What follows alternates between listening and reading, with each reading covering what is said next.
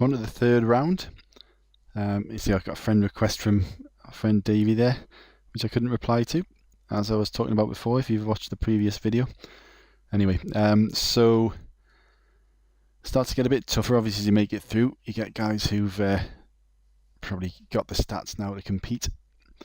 I can't even remember which round this was. Hitoshi, yeah, I think this is Sequoia in. Yeah, you'll get to see me make some horrendous mistakes on this course and still get away with it somehow. It's Sequoia in from the 5th tee, and there's no indicator of which tee you're on. You'll see me at the start here, because all tees look very similar. I know I'm on either 4 or 5 here, but I'm just looking over the left here and actually counting the tees. I think I lifted up a bit to have a look. So 1, 2, 3, 4, 5. So I know I'm on the 5th tee. Without wind from the 5th tee, it's not really possible to make the green that I'm aware of. There might be a way I've not come across, but as far as I'm aware, unless you get a left to right, then you're going to be finishing left of the green. So with that in mind, I just hit it in such a way that it's likely to not go in the rough or the bunker. You'll notice the fade just goes over the tree. I'm confident with a forward, unless I hit it really, really underhit it, it's going to get over that tree that's fallen across the fairway there. That was roughly where I wanted to leave it. And the other guy's already played his shot, so it won't stop you and make you watch the other player's shot until you're on the green. Once you're on the green, it's furthest away, putts first. But until that point, you can just play your shots as soon as you get them. Again, you've got that clock ticking all the time.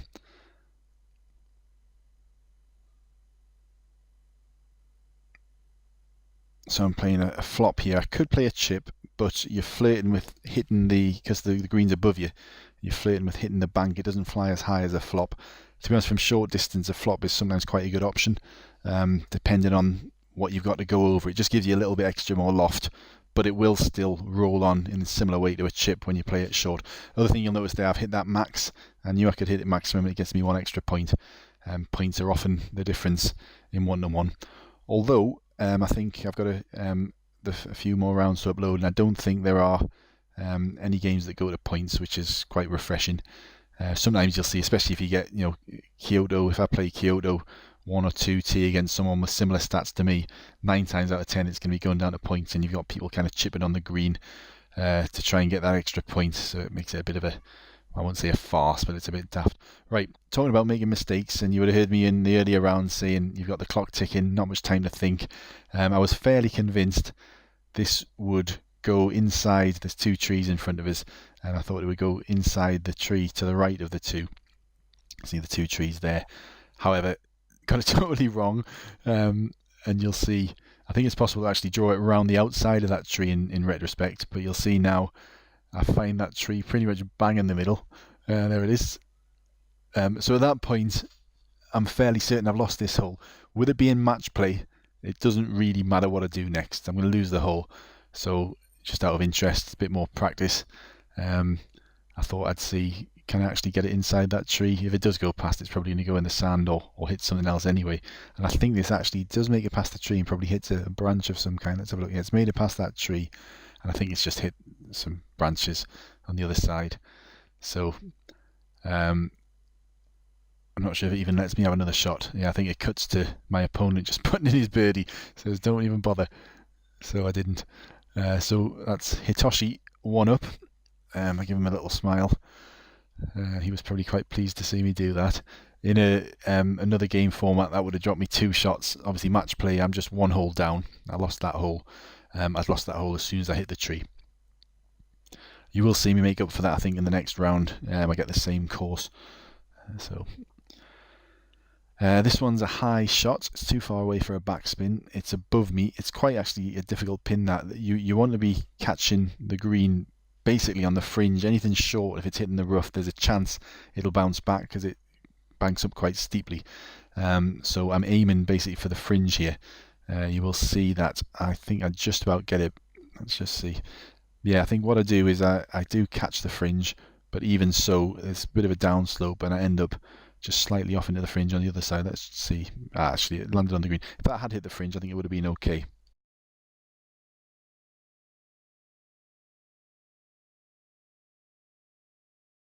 So again, because I'm not on the green, I don't have to wait for him before I play my shot. I'm going to chip this. So he's finished short. He probably did what I was trying to avoid and managed successfully to avoid, but did a bit too well and went off a bit too far. This one I'm just chipping to the left, and that goes nicely in the hole.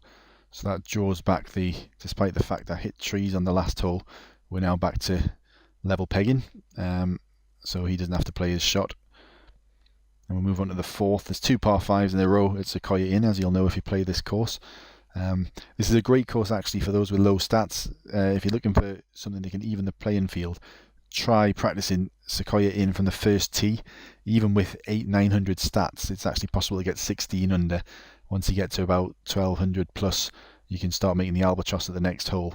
And it's possible to get 17 under, so you can play someone with 4,000 stats if you want. They won't be able to do any better than that. I'll tell a lie, they could probably with 4,000 stats, they could probably drive this green, but the 2 Sequoia courses are good levelers actually. A lot of the high stat players really don't like them. So if you ever get challenged by someone with loads of stats, or if you want to level the playing field a bit and you have the choice, try and get good at the Sequoia courses, especially this one in.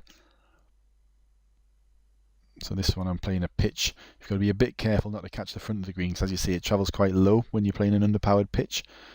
So I've hit it a bit harder than you might think, because it's quite easy to hit the front of the green. In fact, I think that's what happens to my opponent by the look of it.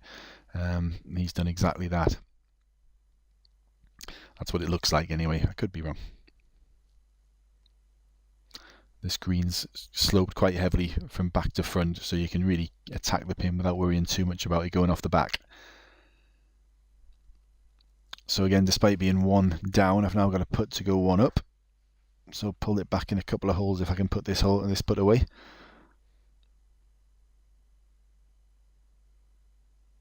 And that should be fine. So 1 up with 2 to play.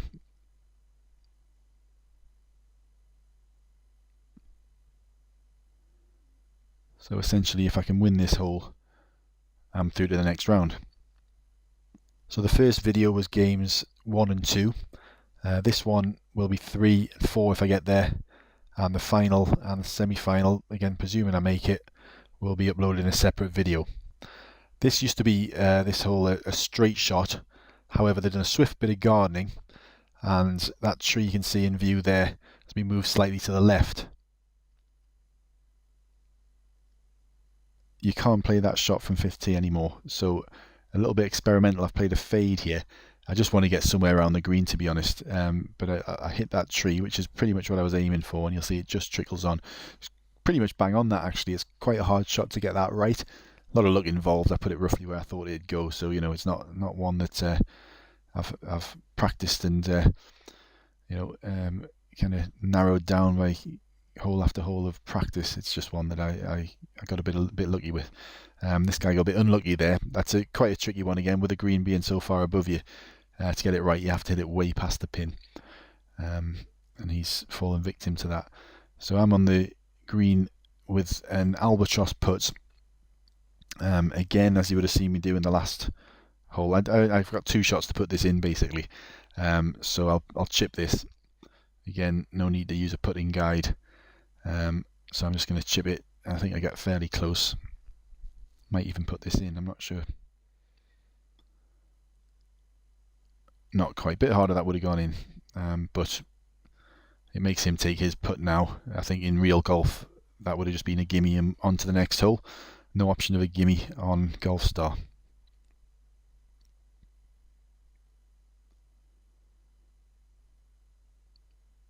So I can't see me missing that one. I think whatever I did there would go. Maybe if I hit it full blast it would have bobbled over the hole, but I'm not stupid enough to do that. So nice little comeback from that disastrous second hole. I believe the next one is the same course. I've cut quite quickly to it. Cut out the in-betweens. Let's just see who I get. This was only yesterday, but I've completely forgotten it. Oh yeah, this guy Vid. Most of the time when you see a Vid character, it's the default name that the game gives you. So it often means It's someone who's not very good, not really played much, but there are quite a few vids around who've just never bothered to change the name. In fact, there's one in our guild. Can't remember exactly his numbers. It's got 2 D's in it. Real name's John, I think. Swansea City fan. But he's never quite worked out how to change his name and not really bothered about that. So just quite happily being called Vid, and he's got 3,000 plus stats. So this is another one like John. This is the hole we saw on the. It is the same course we just played. I've got just the wind I wanted here. Last time I had a bit of a tailwind and it was angled off to the left a bit, made it impossible to make the green. As you'll see here, the difference in wind means that I can actually make the green. So once I catch the line as I want it, you don't have to watch me take too many tries because of that clock ticking down. You'll see I got that just about right. It's always going to kick off one way or the other. A bit further left and it might have kicked off left and not actually made the green. So that's a fairly good result. Happy with that. Vid's not quite judged the wind and just gone off into the rough. A fade shot you'll find, if you've got a left to right wind, it won't affect it as much as a right to left. Similarly with a draw, a right to left wind won't affect it as much as a left to right. You'll also find if you've got a fade, for instance, if this hole was a 4-yard right to left, the ball would have ended up much further on than it does with a wind from the other side. And if you think about it logically with the shape of the shot, it makes sense. You know, if you kind of, in your mind's eye, the ball's curling round to the right, the wind's pushing to the left, the ball's going to kind of naturally be pushed further forward. There's the physics of Golfstar, I've said before, are actually pretty good in the main. There's a few exceptions. But in general, if you think, right, if I was going to play this shot, if I could hit it 500 yards, obviously that's not much like real life, but if I could, where would it go in that kind of wind? And it's about right, as I put the eagle putt away. So 1 up after the first hole.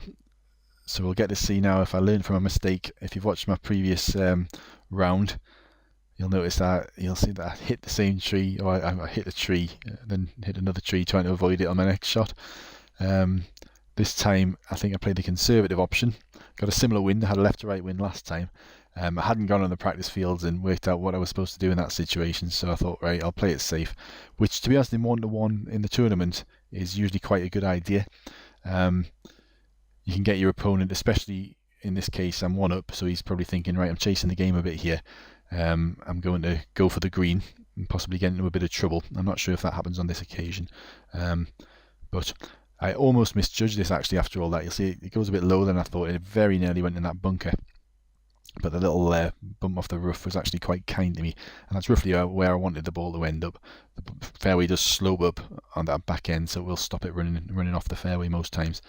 So this one, a flop in with a bit of a tailwind. Also, the green does slope from front to back, so it is quite possible in that wind to go off. However, you should see that doesn't happen on this occasion. It does kind of just slope up at the last minute and stop the ball actually going off the green. But if you're playing kind of a bunker shot or a rough shot closer into the green, it's quite easy for it to land just over the lip and then roll down really fast and possibly go off the green at the back. I'm happy enough with that. So we'll see. Yeah, I think possibly Vid had a bit of tree trouble as well, or maybe got stuck in some rough or something, because I'd normally expect you to be on the green here after 3 shots. So he's gone for the chip and very nearly put it in. Bit unlucky there. I give him the unlucky face. Another subject, these emoticon smiley things you get, emojis, they can often be misinterpreted. There's no kind of unlucky one, so I would kind of do the crying face quite a lot to indicate unlucky. I'm not sure if that's right or wrong. And I had a guy message me, I thought I was winding him up, calling him a crybaby or something, so I stopped doing that. So I tend just not to tap anything now unless, it's like a well done or a thumbs up or something, I'll do like a sweaty, there's a face with a bead of sweat coming off it. If they came close, again, someone will probably take offence to that at some point, I don't know. This one, last time the pin was at the front, now it's further towards the back. Thinking here is to catch the rough that's kind of sticking out in the middle of the green there to take the pace off it. It's quite easy to go off the back here. The green does slope away off to the back left, especially with that wind. That's a big risk. So it's all about here just making sure I get the distance right. The wind isn't too much to worry about. It's not a huge distance this, so the wind's going to affect it. That's about what I wanted. It was a bit further left than I intended, but it just caught that fringe area, took the pace off it a bit. Looks like Vid played a very similar shot. So this should be birdies all around here.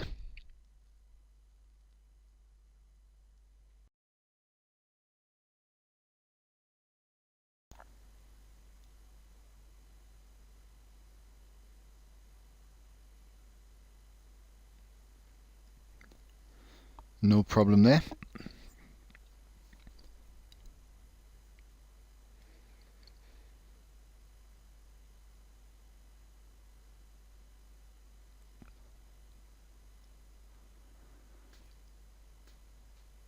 The same for me. So 2 up with 3 to play. If I was to win this one, I'd be 3 up with 2 to play. Game over. Let's see what happens. I genuinely can't remember.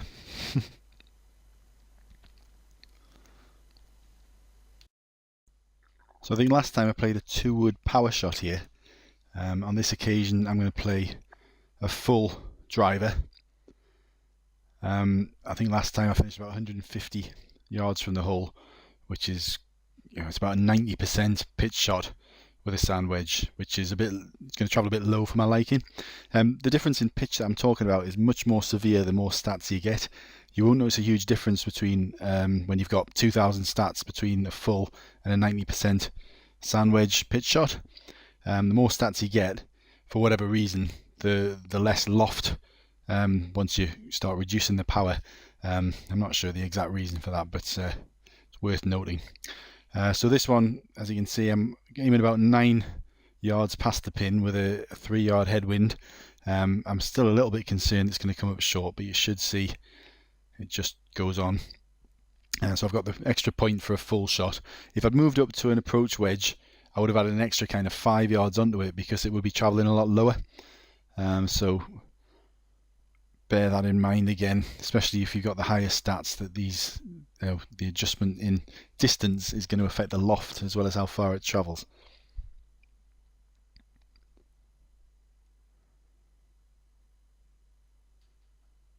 So Vid just needs to tap this in for eagle to take it onto the next hole.